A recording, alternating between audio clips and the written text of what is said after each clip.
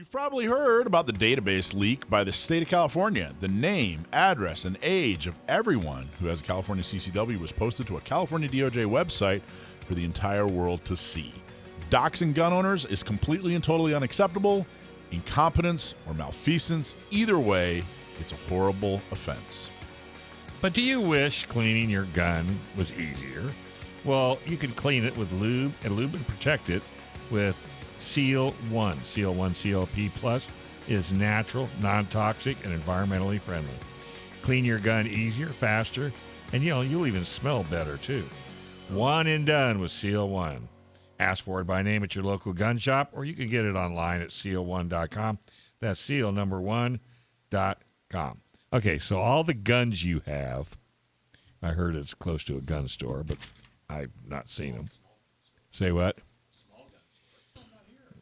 Oh, there you are. A small gun. Am I back? A small gun store. And I know I'm putting you on the spot, but have you ever tried Seal 1 on your guns? Yeah, actually, there's certain ones I use it on. I use it on my 1911, and I actually use it on the bolt of my rifle because it works well. It's just easy to put on there, and it leaves a nice kind of coating on there once you wipe it off. So couldn't you use it on all your guns, though? I could, yeah. I haven't figured out because I have the paste version of it, and it's a little weird to do the barrels like that. I don't know, Mike, did you use it? Well, you heat yours up and roast it. He puts his under the sink. I do weird stuff. Yeah, I don't do that with mine. You know what? I'll bet you $100 if you go to seal1.com, there's a place you could ask that question. They may actually have. I haven't looked because I have the paste version, but I think they have a liquid. Do they not have a liquid? Yeah, or they have a spray liquid version of that. That's what I thought. Yeah, I just don't have that. But so there's homework for you. So next week you call these guys up and find out, can you use it on every gun in your gun? Yeah. Oh, I'm sure I You can. Yeah, but I mean, I just don't on every gun. On the inside of your barrel. Do you use a snake or a rod or what do you use? I do, and I'll typically spray oil down in there. A snake?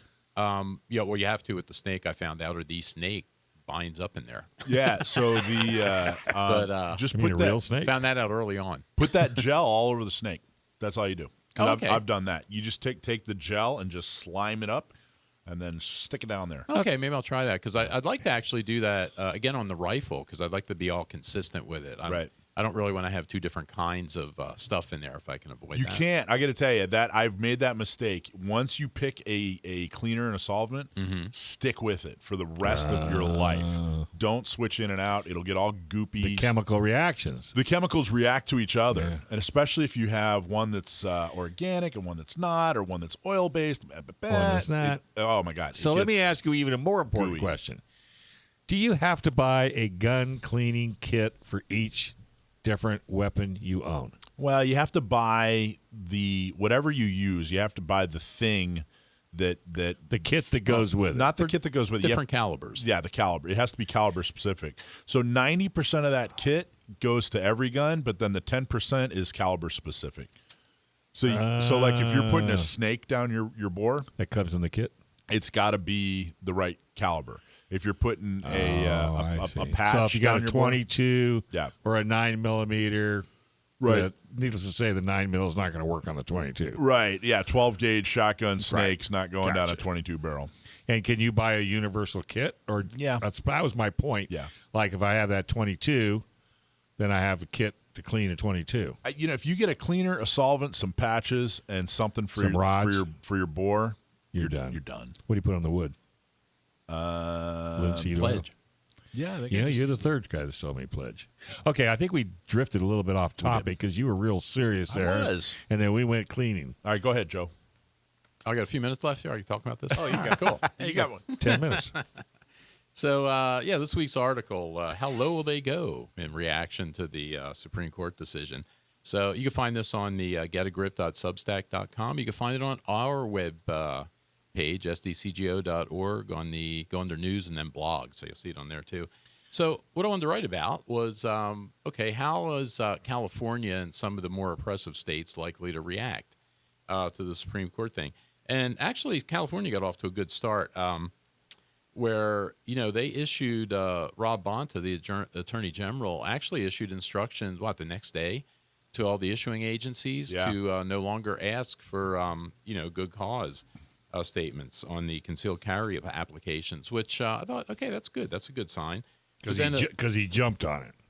Yeah, well, He I didn't mean, lag it out 3 it's- weeks. Well, it's nice because I would expect them to fight and claw and resist and not pay attention to That's it. right. as Yeah, much that as was kind of my possible. point too. And I did hear from John Petrolino today, who said in New Jersey they seem to be going along with it so far.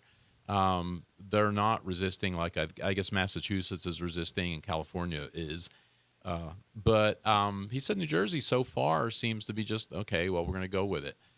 So we'll see. He's out to sea now, but he said hello, by the way. So, but The Penn Patriot. the Penn Patriot, Correct. the Italian, that's the guy. So anyway, I thought, okay, California's getting off to a good start. That's good. They instructed all the issuing agencies to no longer ask for good cause. And then, a day or two later, they inadvertently release all of the gun owner information. And again, what I'm writing about, okay, this is my opinion. I wasn't there. I don't know. But I find it really difficult to believe that was inadvertent. It was a mistake. I think it was intentional. Isn't it easier to say you're sorry? Except they're not sorry. No. But they basically said, "Oh, this was." He's not sorry. He's angry. I heard he's mad. He's going to get to the bottom of it. That's what I heard. Bonta said. Yeah, right. But you're not going to get to the bottom any more than they're going to get to the bottom of who released the Supreme Court draft a couple of weeks ago. Do you notice how they forgot about that? Yeah, that's gone now. Funny thing. But no, with this one, what I think this was. I think this was in my words, this was a shot across the bow. This was a warning shot to gun owners, to potential gun owners, to people considering concealed carry. That, hey, you know what? You guys don't really have these rights. This is what we can do. We're in charge, and this is what we can do to you. And I think that's what that was. I don't know if anything will come. Michael, did you get to see that thing when it was posted up there?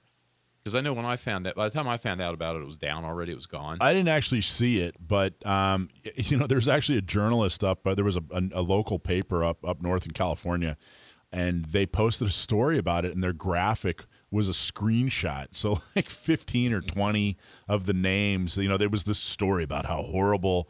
Screenshot of it, and then a screenshot of all the information.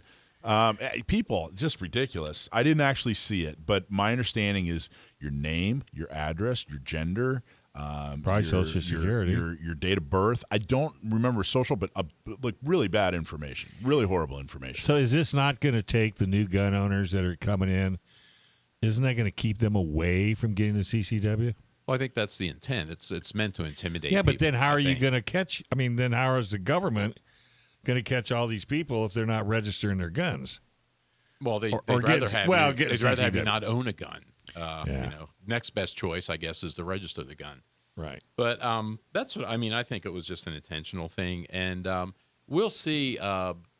Terrible how distrusting we are of our government. Well, and it's not. I mean, I try. Well, that's why. Well, if you look at what they do. I mean, that's I try to give them the benefit of the doubt, and you try not to be like that. But I mean, if it's based on behavior, look at the state of New York, right? If you want to see an extreme case, right? Who is that? The governor there, Holcomb or whatever her name is. Holcomb. They just passed legislation, so they knew it was coming. I think they were ready for it because they had it on there. She signed it the other day. So I think she signed it Friday. Right. But they've essentially banned. They've restricted places where you can carry a gun with a concealed carry permit, but they've restricted almost everywhere. I mean, it's like Times Square, it's sidewalks, it's schools, it's subways, public transportation. So, and this is kind of what this decision is not the absolute solution. It's a tool for the toolbox because they're just going to have to go back. So, Joe, I don't think it's not going to banning carry in a non-sensitive area like a park or something. That's not going to stand. Well, seeing they get to define sensitive area, and that's what Petrolino said to me this morning. He said that'll get stayed on Monday morning as soon as the courts open. Right. Tuesday morning. But you know what? I think one of the better things, or one of the more powerful things about this ruling. I mean, it was a great ruling, but the idea that they have to treat these things now as a constitutional issue. So rather than the difference, I guess, between intermediate scrutiny and strict scrutiny, whereas in the past they've been states like California have been arguing, in support of these gun control laws, and they've been using the what do they call it, the balancing type approach to it, where they balance the public safety or their perception of public safety with my right as a as an American, as a citizen. And they should no longer be able to do that, if I understood this ruling correctly. I think that's what Justice Thomas said.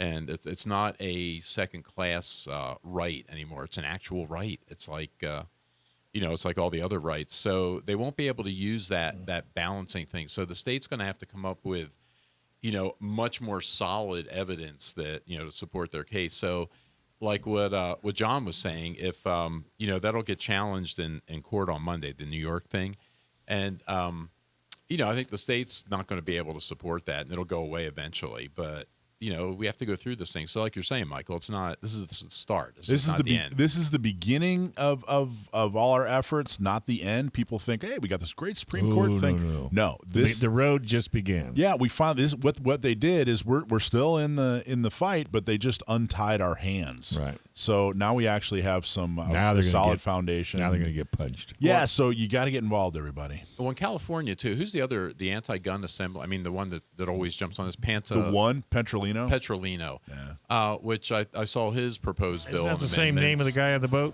No, that's John.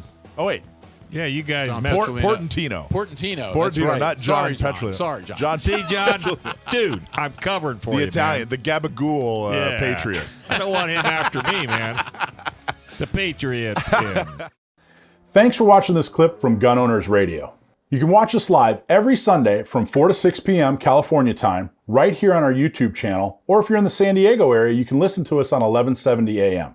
We're also available on your favorite podcast platform for free. Don't forget to like and subscribe so that you can help restore and protect the Second Amendment, not just in California, but across the country.